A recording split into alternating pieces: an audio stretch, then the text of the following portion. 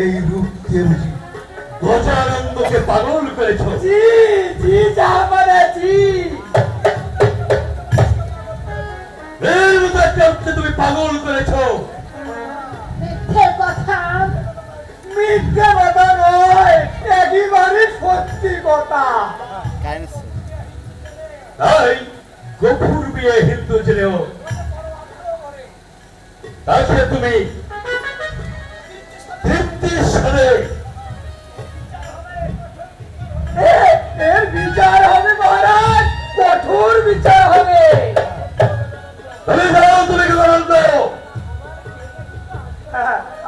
আমার বিয়েটা কিন্তু আজই করা দরকার।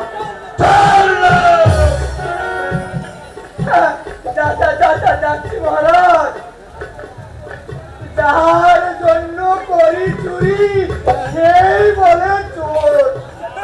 আচ্ছা দেখাবো।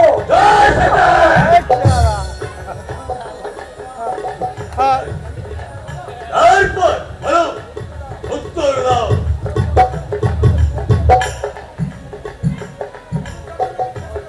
এমন জঘন্য কথার উত্তর আমি কিছুতেই দিতে পারবো না।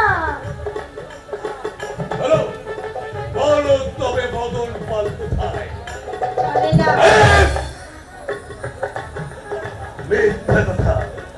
মিথ্যে নয়, আপনি বিশ্বাস করুন মহারাজ, আমি আমি জানি না সে কোথায় আছে।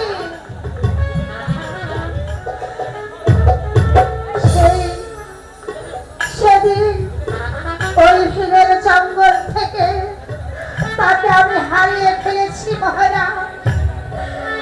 সেদিন থেকে তার কোনো খোঁজ আমি পাইনি। তার কথা ভুলে গিয়ে আমার কাছে আত্মসমর্পণ করলে তোমাকে এই সুবর্ণপুরে রানী কথাটা বলতে আপনার লজ্জা করলো না? আপনার সেই ছোট ভাইয়ের বাগদত্তা স্ত্রীকে আপনি রানীর আসনে বসাতে আপনার নিজের স্ত্রী বলে কল্পনা করতে লজ্জা করে না? লজ্জা করবে কি বল? লজ্জা জ্ঞান কেউ রাখে? লজ্জা যদি থাকতো তাহলে ছোট ভাইয়ের স্ত্রীকে, নিজের স্ত্রীকে কল্পনা করা ভাবতে অবাক হতো। সাবধান, অনধিকার চর্চা করলে তবু একটা নারী হয়ে আর এক নারীর অপবাদ আমি কিছুতেই সহ্য করবো না। থাক বোন, আমার আমার জন্য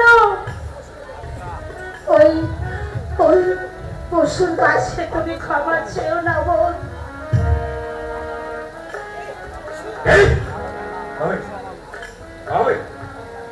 আমি পশু, আমার সত্য আমাদের কামার জানি ঐতিহাসিক ক্লাসিক নাটক কেমন লাগছে ভাইয়া?